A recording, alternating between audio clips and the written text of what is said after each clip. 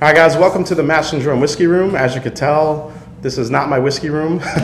I am down here in Woodford, Kentucky at Woodford Reserve. And I have a very special guest here. This is Elizabeth McCall, Master Distiller for Woodford Reserve. Thank you so much for taking some time and sitting with me. I really appreciate it. Thanks for making the trip down. No, it was a very quick trip. It was pretty cool. So what I want to do is this is my first episode for a special series I'm doing on the Mash and Drum called Off the Still. I'm going to be sitting and talking with some master distillers, learning a little bit more about the science behind it, and also just learning more about the spirit that we all know and love, bourbon. Okay. So why don't you kind of start off, tell us a little bit about yourself, where you came from. All right. So I'm the assistant master distiller for Woodford Reserve, and I got my start in the bourbon industry going on 10 years ago as a sensory technician. So I started out in the quality control side of our sensory lab at the Brown-Forman corporate headquarters.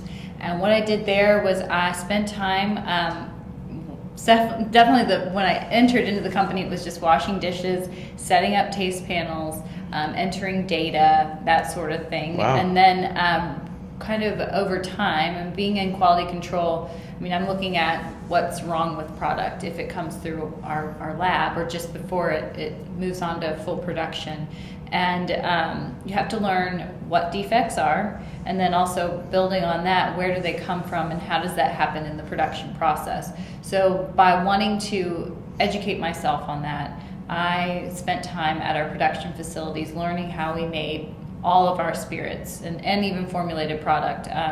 So I went to our Canadian Mist facilities. I went to Europe, to Chambord, and spent time in Finland. Went down to Tequila, to Jalisco, to our production facility there at Casa Herradura, and then of course down to Jack Daniel's and out here at Woodford Reserve. So wow, that's amazing. Well, and if we go back, you've had a pretty crazy last year, right? Mm-hmm. So what was it, February last year, you were named assistant master distiller here, mm-hmm. making you one of the youngest female master distillers in the country. So how do you actually think that women are shaping the face of bourbon right now, especially now and in the future? You have yourself, Marianne Eves, mm-hmm. Jackie Zykin, all mm-hmm. these, big names are now, coming through with these really amazing women that are really talented. Mm-hmm. I think that what it's great seeing all these women is that we're changing the face of the industry. It's no longer something that people are going to think of, and hopefully young women in the future will look at the industry and go, that's something that I can do. And so we're changing the look. It's no longer an old white men's kind of society exactly. sort of thing that you think of your granddad consuming this product. It's a product that's consumed and loved by all types of people, and now we're seeing that women are kind of leading that. And there's a lot of great women. If you look at the Woodford Reserve Distillery, we have our manager of the director of our entire operations out here, woman. The person who's managing our distillery is a woman. We have another quality control person here is a woman. We just hired a woman as our distillery operator, one of the many. So we really are, you're seeing it change. Mm-hmm. And I love that I'm a part of that. And I'm helping. I don't consider myself a trailblazer because there are many women that came ahead of me that had to do the rough cutting, and then I'm kind of a trail smoother. I like to think of myself. A trail smoother. Yeah, I like I'm that. helping nice. to really kind of lay down a nice foundation and a nice path for women to come along. No, that's amazing.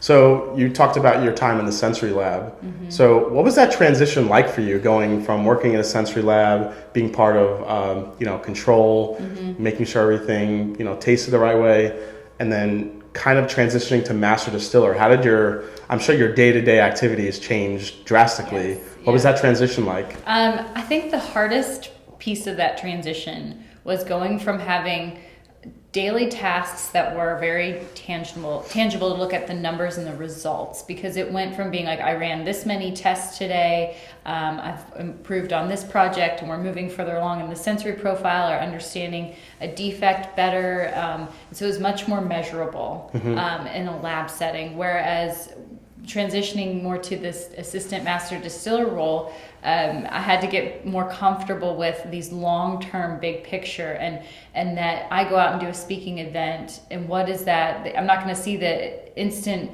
tangible impact of like I sold this many bottles, or I had, there's the measurable piece of it is not as easy. So that was a hard transition for me, because I like to check the box and say I did it. But in another aspect, it was such a natural progression to get to where I am because I went from taste testing and perfecting that and being part of our sensory team that looks at it from a research standpoint, from a consumer research standpoint, and then quality. And we all worked really well together, and we developed the descriptive panel. So that was one of my key projects before I moved on, was looking at how do we look at the whiskey category on the same scale to measure different attributes. So you think of your grain attribute, your fruit attribute. Is it dark? Is it a crisp, light fruit?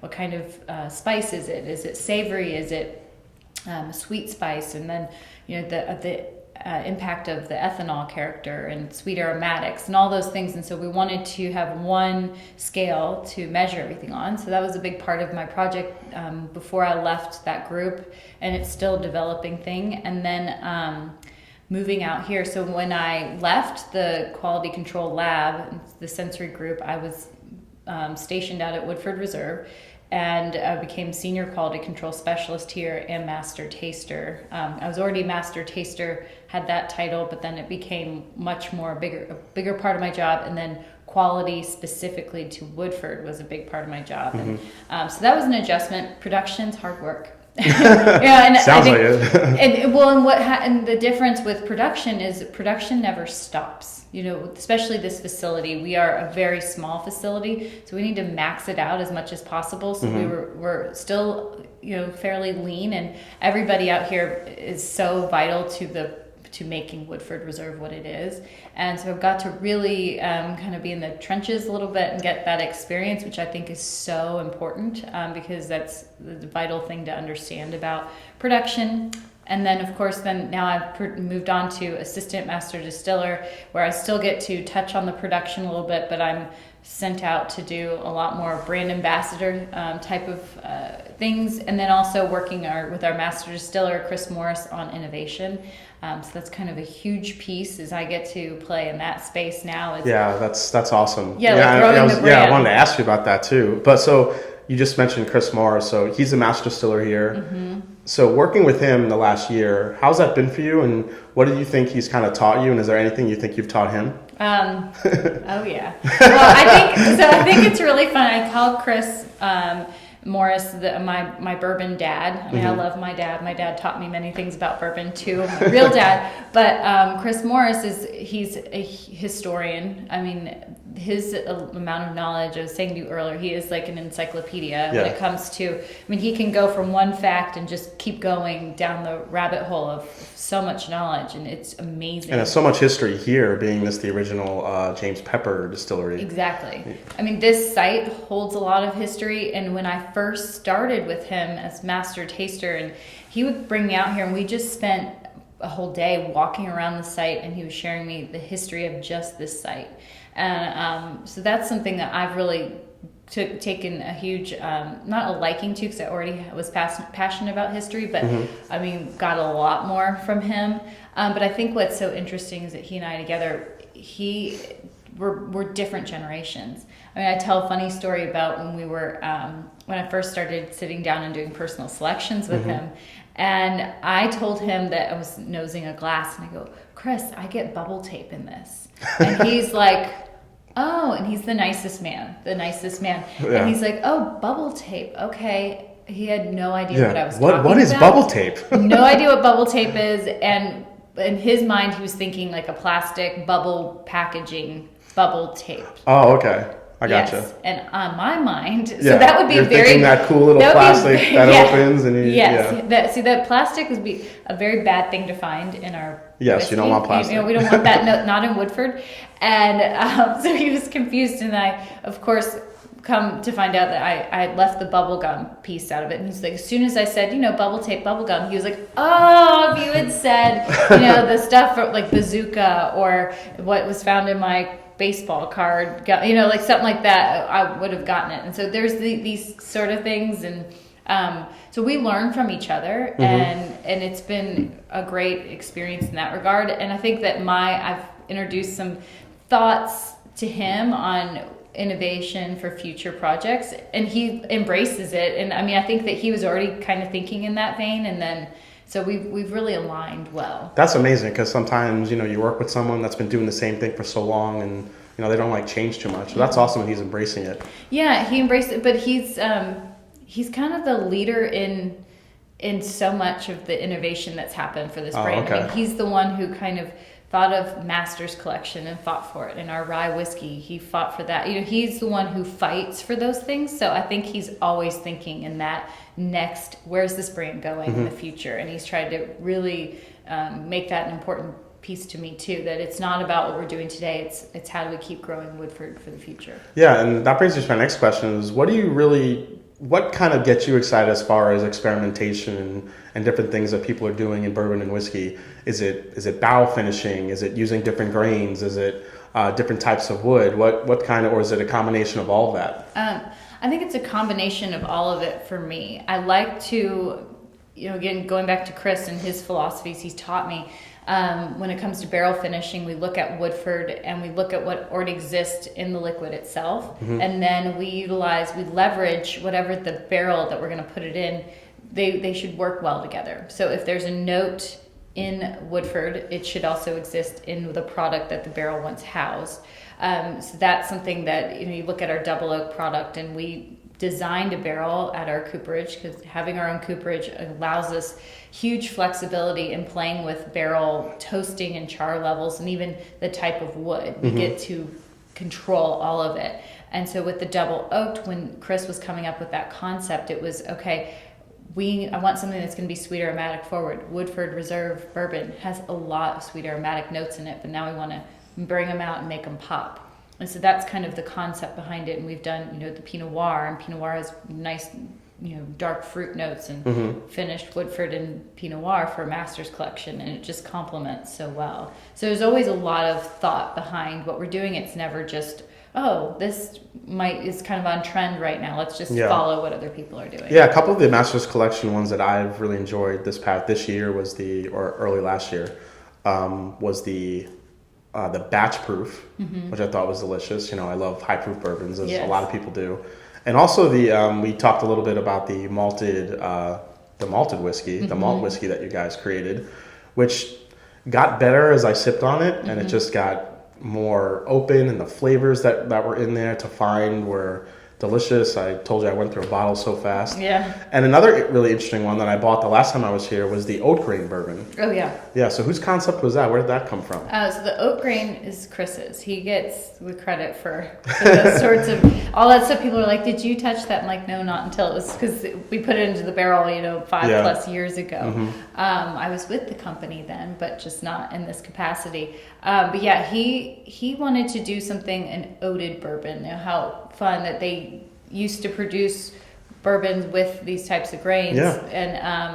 And so to do that was just a play on flavor, and it gives it such a great, interesting flavor profile when you just introduce an oat grain into your recipe. So that was a fun play on that. And then of course the batch proof, we had people saying, please, when are you going to give Woodford, put it out on the shelf, like as at its full strength. And so that was our kind of answer to that is, okay, we'll give you some batch proof. And it's funny, packaging design really drives a lot. It does. There's something about that bottle. Well, the bottle, but you have to have the headspace when you're dealing with high proof whiskey like that. You have to have the right amount of headspace in your bottle, or else it will leak and your corks will pop out. And all that. That's so really interesting. That was a huge, okay, how do we get to get to this proof point, because this bottle was not designed to hold that.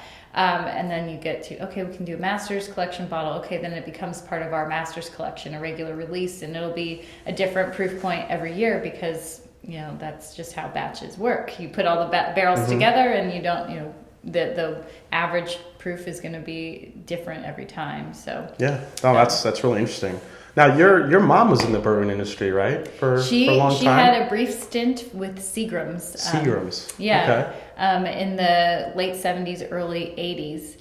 And we talk about that a lot because my mom never really touched on it until later in my career even. It was like, and she used to always talk about working at Seagram's, but it never fully all came together. And she was one of the only women, the only woman managing a union bottling line operation. And at that time, that was very rare to have a woman in that role. And so she got to kind of be the trailblazer for that. Yeah, I mean, before everything happened, your mom was maybe the original trailblazer. She's one of the women that was like actually cutting things down and making their slight path. So yeah, she was doing that and had a couple years doing that. And then once my older brother came along, she didn't go back to the job. Oh, that's great. Yeah. A couple of fun questions before we get into the bourbon. Okay.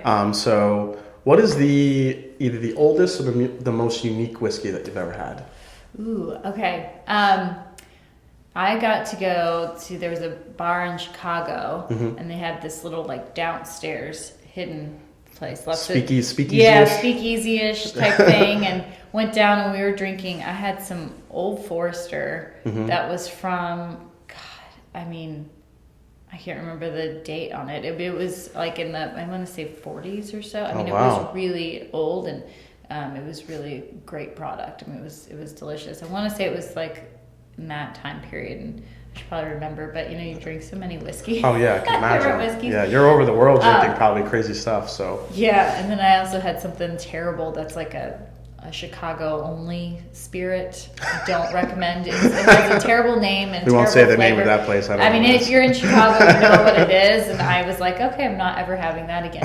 But yeah, so that was a cool old dusty bottle of that. And also, we went down, part of my job was to go, in my old sensory job, they had found this closet at Jack Daniel's and had all these old whiskeys in it from when Brown-Forman purchased Jack in 1955. And so I got to pull some of those bottles out and taste some of that amazing. Jack from 1955. It was great. It was really good. How did it differ from what they have today, or? Yes, because whiskeys, no matter what, even if you say like, oh, we're producing it the same way we did back in 18, but the technology is different. Technology is different. Hopefully it tastes better than it did because we can control just the fermentation, all of it. But what had happened with Jack Daniel's, this bottle, a lot of evaporation. So you're going to get a concentration of flavor, and the wood was a lot more apparent in that sample than you would find in Jack today. But it wasn't as fruity, but I think it was just an attribute to the evaporation because, Jack's a great product. Wow. Okay. So, what's your favorite cocktail? Ooh. I think I love a good Manhattan. Yeah. Yeah. That's kind of my, I really enjoy a good Manhattan. And depending on what we're doing, whether it's going to be up or on the rocks. But yeah, whiskey sours are always good too. All right. So last burning question. If you're not drinking Woodford Reserve or sipping on Woodford Reserve, what other bourbon are you sipping on? Or even a better question, what was kind of the bourbon that kind of sparked your interest in getting into this industry? Do you remember what that pour was? Honestly, it was Woodford Reserve Double Was Oaked. it? Really? Well, not what got me into the industry, because I got into, I was straight out of graduate school, and honestly, it's like beverage alcohol industry sounded awesome to work in as opposed to being a therapist, which is what I thought it was going to be. Okay. And a good steady job with benefits was like what I was looking at. Yeah, of course. And beverage alcohol was like, this is awesome. And beverage alcohol, the bonus, of course. Exactly. And so I got into it, and I was not a brown spirits drinker because brown confused me. I was like, I don't know how to, and I thought I had to drink it like only neat or on the rocks. And this was 10 years ago when craft cocktails and that sort of thing was not really a cool thing, like nothing that it hadn't reached my world yet.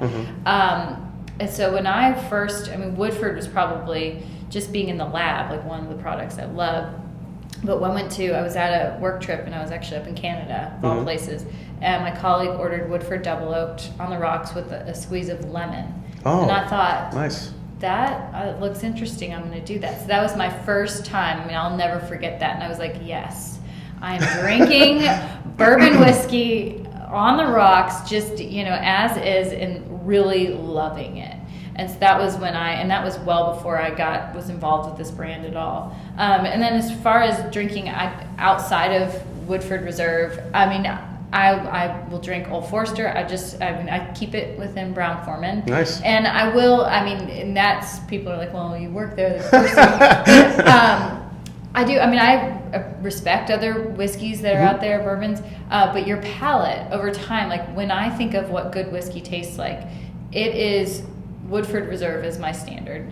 And if it deviates from that, then it's not that it's bad, but this is what my expectation is. Yes. So I could totally see that. So it's not that I don't like others, but this is when I want to just enjoy. It's good. Now I have the early times bottled and bond at home. That's a darn good. That is one of my favorite bottled and bond whiskeys. It's an amazing value. It's delicious. Yeah, I mean, love that for stuff. all of it, it's like, all right. So, I drink outside of the Woodford family, but I really don't. And I've got some bottles at home of other, distilleries. Yeah, I totally know what you're saying, because when I do reviews, I'll try different bottles each week, but when I'm not on camera shooting a review, I'll always go back to the same 2 or 3 that I've been enjoying. Exactly. It's just kind of what your palate likes. Well, it's like you have to have your baseline and your standard of this is what I enjoy. I mean, it's like that with anything you have. If you like steak, you have like, this is how steak should be cooked. Yeah. And it's going to be different from everybody, and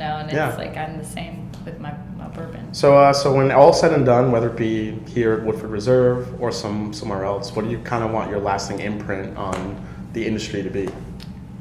It's a good question. I think that what I want my lasting imprint to be is that I've made bourbon fun and approachable and opened a pathway for many types of people to enjoy this product and feel comfortable enjoying it however they want to enjoy it. And that is really important to me. Yeah, that's awesome. All right, so with that, let's get into some bourbon. Let's get into the fun stuff. All right, guys, so now comes the fun part where we're going to have some sips of some Woodford Reserve bourbon and learn a little bit from a sensory expert and a master distiller. So what do we got? So we're going to taste through our 2 kind of flagships with Woodford Reserve. So we've got our Woodford Reserve Distiller Select Bourbon, and then we have Woodford Reserve Double Oaked. What I love about this tasting is that we always start with tasting the Woodford Distiller Select Bourbon because that's our flagship, and because it starts out, Double Oaked actually starts out as the liquid in Woodford Reserve Distiller Select Bourbon, and then instead of putting it into a bottle, we put it into a second barrel. But the second barrel is a heavily toasted and lightly charred barrel, and it'll rest in that barrel for up to 12 months. And then when it comes out, you have Double Oaked. That's what I was going to ask how long it stays in that barrel. About a year, huh? That's cool. Yeah, so it's up to a year, so 5 to 7 years in our standard Woodford, and then we'll go, another 12 months in our second barrel. So we'll talk more about the barrel as we're tasting through it, but let's get started with Woodford. Yeah, sure. Distillers. So we've got our Distiller Select Bourbon. The way that you always start out with the sensory nosing is you want to start by wafting it under your nose. Because bourbon is very complex, and there's a lot going on. In a glass of Woodford Reserve, we have over 212 flavors. So 212? Yes, there is a process to actually picking all of those out. So you always start by wafting it. Okay. That's where all the lightest characteristics are going to be. So with Woodford, vanilla is a signature kind of note. There's some light mint lemon up there. See some of the nuttiness coming through too. Yeah, I get nuttiness and I get some orange citrus in there. Yes, lots of citrus notes. So now go ahead and take your nose and put it deeper into the glass. Take a deep breath in with your mouth open. And you start to see some of the richness developing. So that's where your brown sugar is, your chocolate. You see some of that dried dark fruit character. Yeah, one of the notes I always get in Woodford is that chocolate note. I love that. A little cocoa nib kind of thing. Even a little herbal tea, tobacco. Definitely when you get in there, get a little bit of the rye too, a little bit. Oh, yeah. So now you swirl your glass and get kind of aggressive with it and nose it and see how it opens it up and you see the spice. Allspice, clove, pepper, that spearmint kind of coming through. Cinnamon. cinnamon. So it really opens up. And we are going on and on because Woodford Reserve is balanced and complex. So you're going to see all areas of flavor represented, but it's also going to be a lot of depth to that too. So now let's go ahead and give it a taste. And when you're doing a tasting, you always want to do it in 3 parts. So your first sip is just to roll it around your palate and really warm your palate up. This is at 90.4 proof. And I haven't had any 90 proof yet today, so it's always either have I. First drink. Exactly, and you just want people. I always want people to encourage them that the first sip, if you're not used to high proof spirits, it's going to be aggressive, and that's okay. It's 90.4 proof, but then you take a second sip to really focus on flavor, and a third sip to focus on the finish. What I love about Woodford is that I don't think it's that hard to warm up to. No, it's Woodford to me has always been extremely smooth, extremely balanced. It's inviting. Yes, it can taste a little sweeter sometimes. It tastes a little bit more oaky others. It's I always think it's a great bourbon. Yeah, and that to that point is the thing about Woodford that's so great is that because it's in perfect balance, it's just kind of like what's going to show up which day. It just depends on your palate and what's going on. Yeah, absolutely.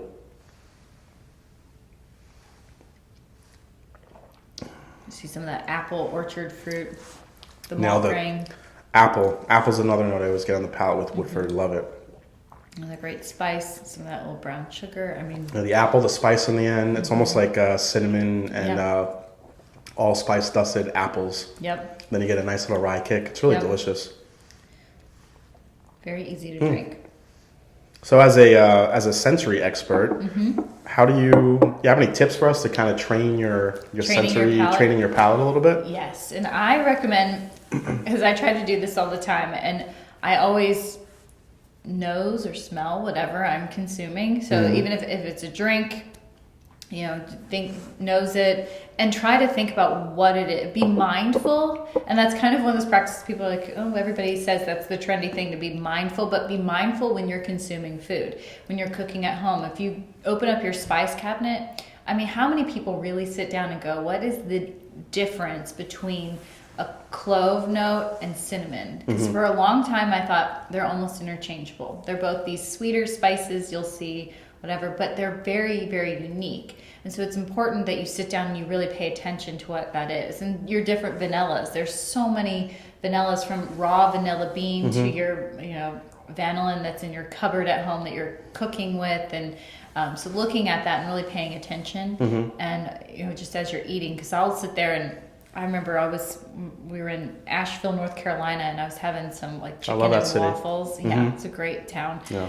Chicken and waffles with maple syrup and all these flavors, and there was like apple butter too, and I'm like, oh my god, I can taste like the flavors of Woodford in here. And it just, when you're sitting down to do a tasting, and especially when you're tasting through barrels, like having those tastes in your brain, it really helps you put those words, bring words to your flavors. Yeah, it's interesting. So when I do reviews, I always kind of call back to, I grew up in an Italian family and my grandmother was cooking constantly.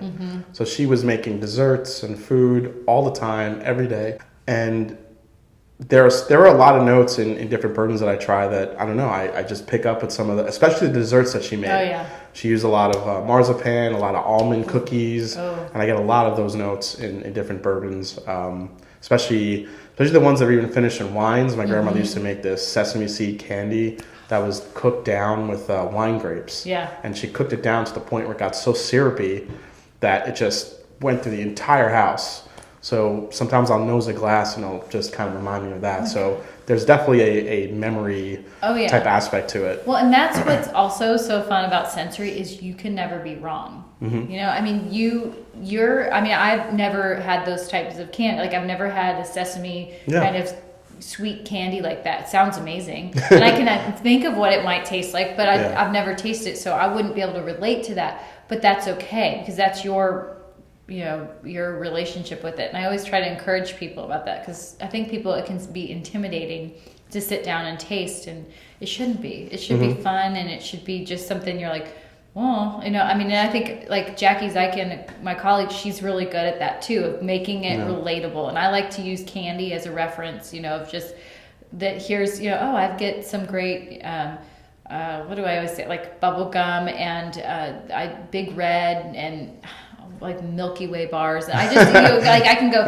Yeah, Milky Way and like Snickers is a big Snickers one, and caramel and cowtails and you just start going down that path of candy. But it's really it's endless. Relatable to people, like a cinnamon red hot when it lights up your tongue when you're tasting your product. And sometimes barrels will have that. Cinnamon red hots. That's another. Because it's sweet and then it kind of will light up. And then it just stays in the back of your throat and just kind of lingers there. Exactly. So there's a lot of good references like that I think are useful to people that they really can relate to because a lot of people eat candy. Yeah, absolutely. All right. Yeah. Double oaked. So this is, like I said, it starts out as Distiller Select Bourbon and then finished in that second barrel. So the heavy toast on that barrel is going to be, it's a 40-minute toast as opposed to 10-minute toast on our standard Woodford barrel. And then it's a flash char, so 5 to 10 second char. So it's still new charred oak, technically still a bourbon, so it follows all the bourbon rules. Okay.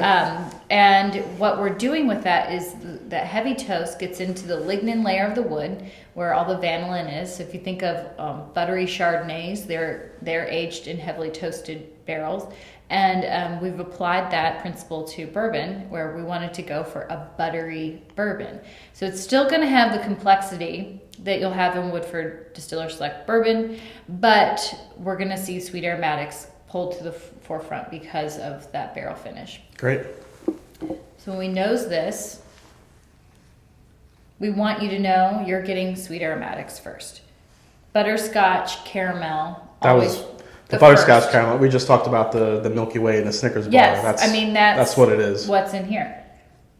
It's just that great sweetness. You think of like a buttercream icing.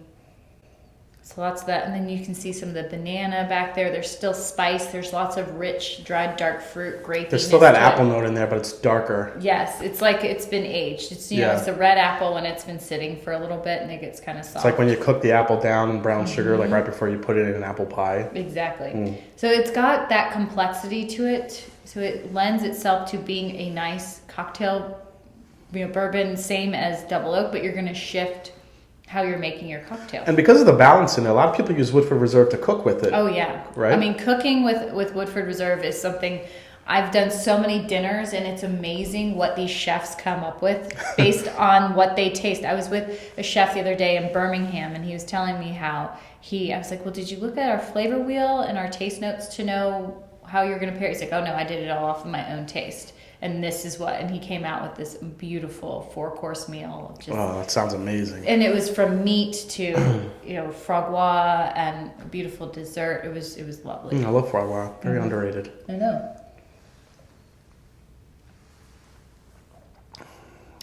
Oh, yeah. So this has a little thicker mouthfeel. Definitely more viscous. Yes. Sticks to the palate. And it just is you get lots of great sweet toasted oak. But then there's the brown sugar, raisin notes.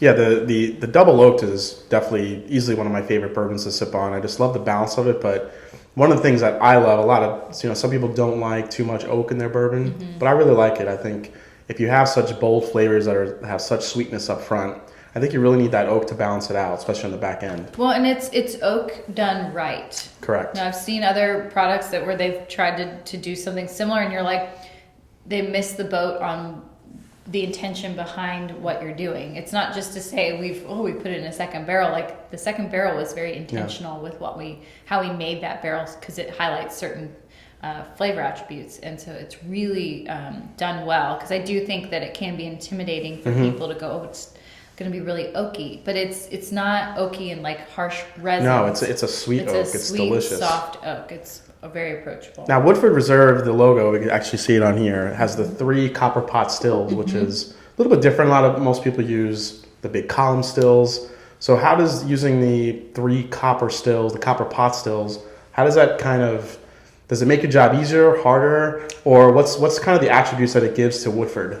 So the copper pot stills that we have at our distillery, it's definitely less efficient, makes making whiskey a little more challenging. The flavor profile that comes off of them is going to be a much more a bold whiskey flavor. It's creamier. It's got more of the malt note that you'll find in Woodford that comes through. Now, Woodford Reserve, we're a batch of both column still and pot still. So we have the wonderful advantage of utilizing column stills, and it's not on this site. But we can have that. That's the crisp, bright notes you'll find in Woodford. And then the pot still brings that bold, the nuttiness, that malt that comes through those dried dark fruits and the chocolatiness of it. Yep. So it's really quite dynamic. But having the pot stills makes it challenging because you're constantly, they're just not very efficient. You have to stop and start so much. And and that's the thing. You guys do everything in batches. It doesn't just come all out at once. But exactly. like you mentioned, you batch with the Old Forester column stills to create. So we've got the Woodford, that our Brown-Forman distillery that will produce some of our column still distillate there, and then we bring, and that's all aged in those barrels, and we bring that to Woodford to be when they're fully aged. Wow, that's amazing. Together. Well, Elizabeth, I can't thank you enough for doing this and sitting down, taking some time. I really appreciate it. You're amazing, and I really appreciate you sitting down with us and teaching a little bit about Woodford Reserve and about how to properly taste and nose some bourbon. So I really appreciate it. So thank you very much. Thank you for having me. Appreciate it. All right, guys. So going to take our glasses, and like I always say, it's not about the whiskey, it's the people you share it with. So cheers. Cheers. And I'll see you guys next time. Hope you enjoyed the episode.